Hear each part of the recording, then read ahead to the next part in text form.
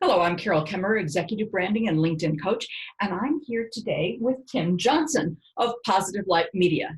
Tim is my video storyteller, and for the last years, I've been bringing you social media moments. Tim has been suffering at home as I desecrated my brand by being blue and by having a picture growing out of my head. And so today he's come to work with me in my office to see what we can do to improve your video experience. Tim.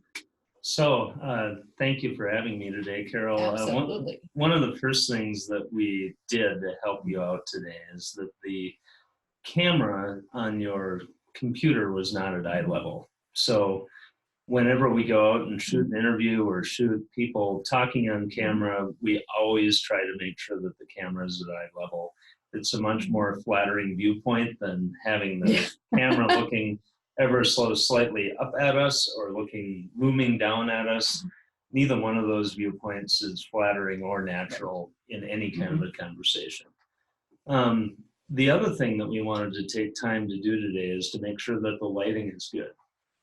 And you can't see this as we're sitting here talking to you, but we've got a daylight balanced light. And when I say daylight balance, simply means that the color coming out of the light matches the color of the sun. So we've got that aiming at a very white set of Venetian blinds that are here in your office. And what that does is it creates a very large, nice, soft source of light, which is more flattering for anyone. Doesn't matter if you're old or young or anything like that. It makes you look much better on camera. And it's something that we try to do whenever we do interviews with people.